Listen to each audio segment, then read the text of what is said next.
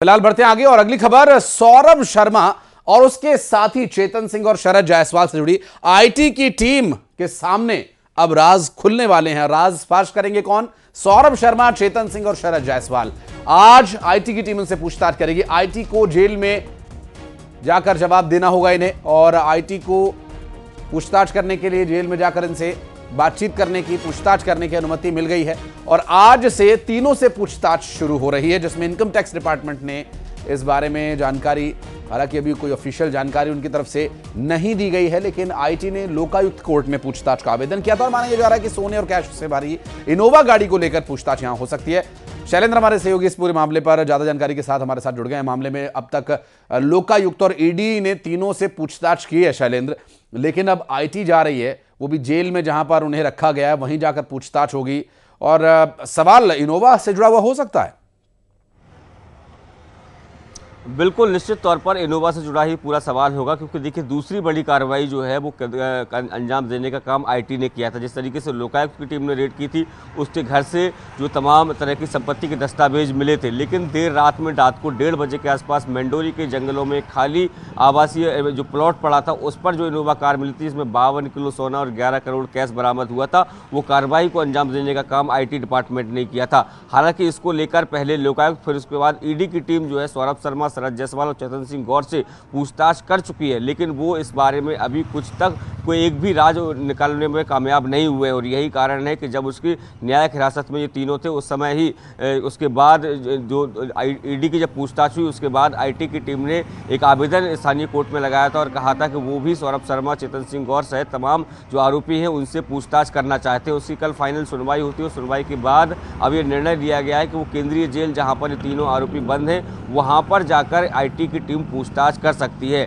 अब देखना होगा कि क्या आईटी की टीम की पूछताछ में इस बात से राज खुल पाएगा कि जो 52 किलो सोना है और जो 11 करोड़ कैश है वो आखिर कहां से आया था। हालांकि ईडी हो या लोकायुक्त, उन्होंने इतना तो पता लगा लिया है कि अलग अलग व्यापारियों के जरिए विदेश से ये सोना जो है वो मंगवाया गया था, फिर उसको एक जगह इकट्ठा किया गया था। उस पर हॉलमार्क जो लिखा हुआ है उसके अनुसार वो अलग अलग देशों से सोना आया हुआ है। लेकिन सौरभ शर्मा ये कह रहा है, चाहे चेतन सिंह गौर की बात हो या शरद जायसवाल की, उनका सोने और कैश से कोई लेना देना नहीं है। जबकि जिस कार से ये बरामद हुआ था वो चेतन सिंह गौर के नाम रजिस्टर्ड और चेतन सिंह गौर कह रहा है कि उसकी कार नहीं है, माफ कीजिएगा सौरभ ने उसको दिलवाई थी, इसलिए उसके नाम पर की है। ये तीनों के तीनों बिजनेस पार्टनर हैं और ये बड़े ही माइंड के साथ खेल रहे हैं और यही कारण है कि जो सबसे बड़ा सवाल अब तक बना हुआ है इस पूरी जांच में 52 किलो सोना और 11 करोड़ कैश का, वो अब तक निरुत्तर बना हुआ है। जी स्वाभाविक है, आप नजर बनाए रखिएगा।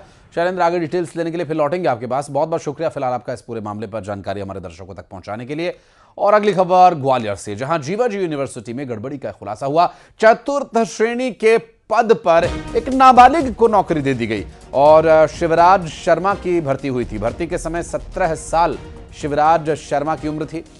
इस खुलासे के बाद यूनिवर्सिटी ने एक जांच कमेटी बनाई है। जीवाजी यूनिवर्सिटी का लगातार चर्चा और सुर्खियों में बने रहना यहां भी जारी है। ये जीवाजी यूनिवर्सिटी है ग्वालियर की, जो अक्सर अपने विषयों को लेकर चर्चा में रहती है। और एक और मामला यहां सामने आया जिसमें एक 17 वर्षीय व्यक्ति की, नाबालिग की ज्वाइनिंग का ये मामला है। जब ज्वाइनिंग हुई थी उस वक्त नाबालिग था शिवराज शर्मा जिसकी भर्ती हुई थी और अब देखना ये होगा कि इसमें क्या कुछ कार्रवाई की जाती है। खुलासे के बाद यूनिवर्सिटी ने जांच कमेटी बना दी है, जबकि इस जांच कमेटी के क्या तथ्य आने वाले वक्त में सामने आएंगे ये भी देखने का विषय होगा।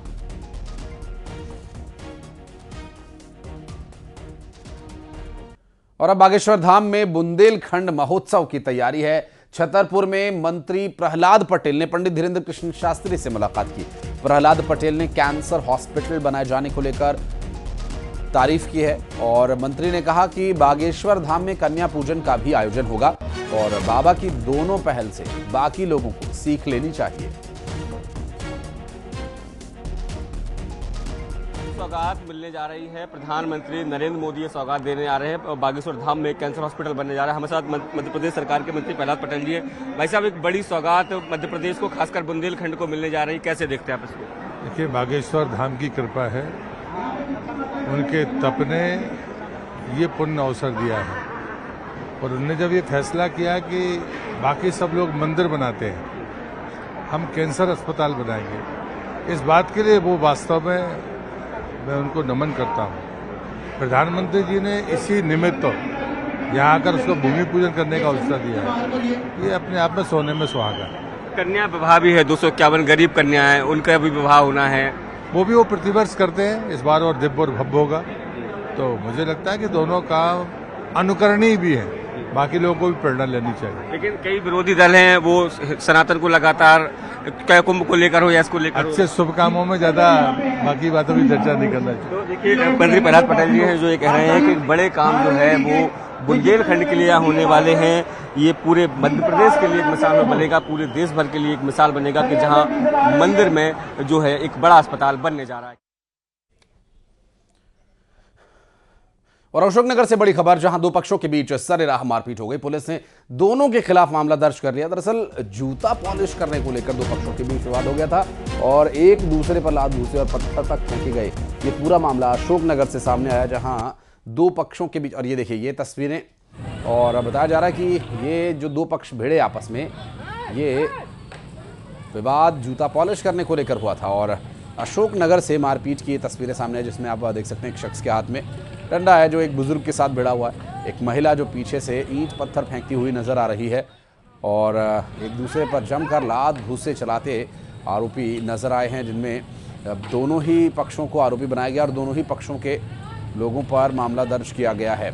अशोकनगर से पूरा घटनाक्रम सामने आया था और ये तस्वीरें उसी दौरान की बताई जा रही हैं जब फ्लाईओवर के नीचे जूता पॉलिश करने के लिए बैठे दो लोगों के बीच विवाद शुरू हुआ और वो दोनों पक्षों के बीच विवाद फैल गया और मारपीट की तस्वीरें सामने आई।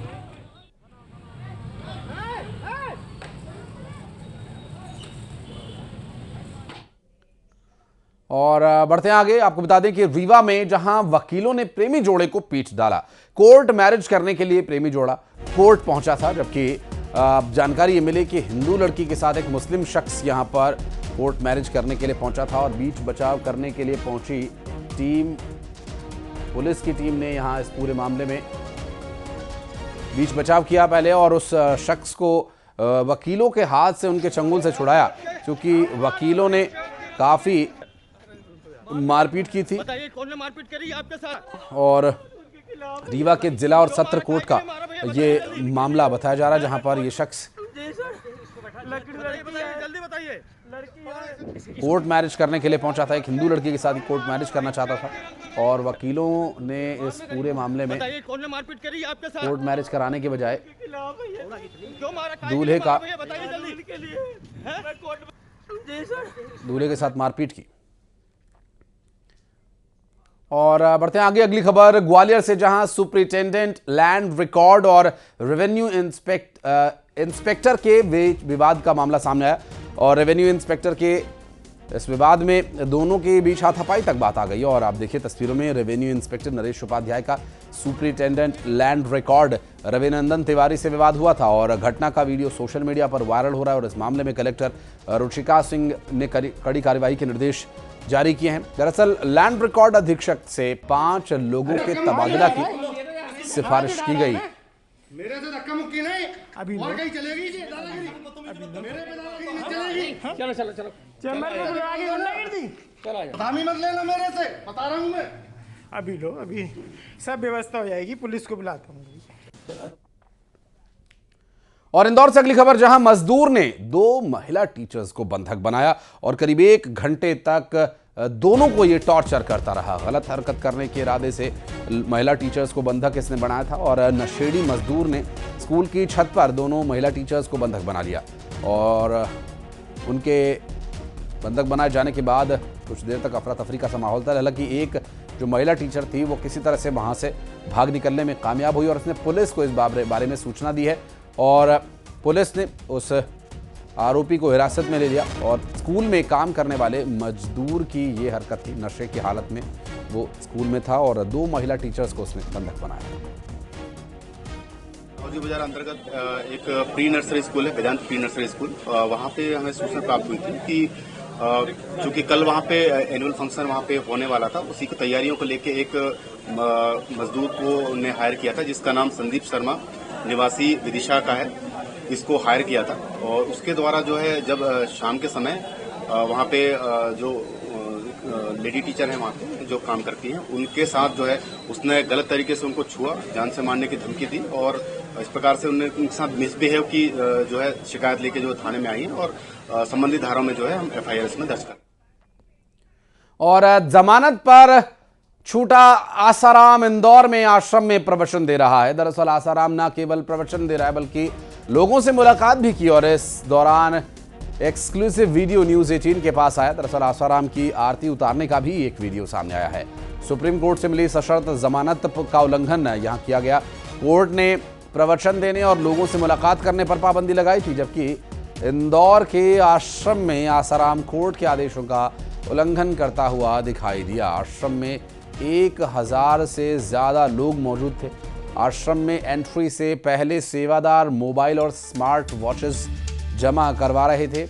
दरअसल यौन उत्पीड़न मामले को लेकर आसाराम को कोर्ट से आजीवन कारावास की सजा हुई है और इस केस में इंदौर के आश्रम से ही उसकी गिरफ्तारी हुई थी।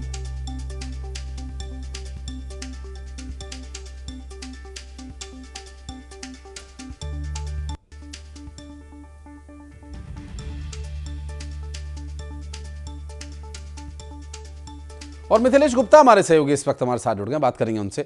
मिथिलेश, कोर्ट का तो ऑर्डर था कि आप प्रवचन नहीं करेंगे, आप लोगों से मिलेंगे नहीं, गेट टुगेदर नहीं होगा। यहाँ तो पूरी मजलिस लगी हुई है। जी बिल्कुल सही कहा आपने। और जिस दिन आसाराम इंदौर पहुंचा था उसी दिन की पहली तस्वीर आई थी कि जो अनुयायी हैं वो रात को पहुंच जाते हैं आश्रम के बाहर, बाकायदा आसाराम की आरती उतारते हैं।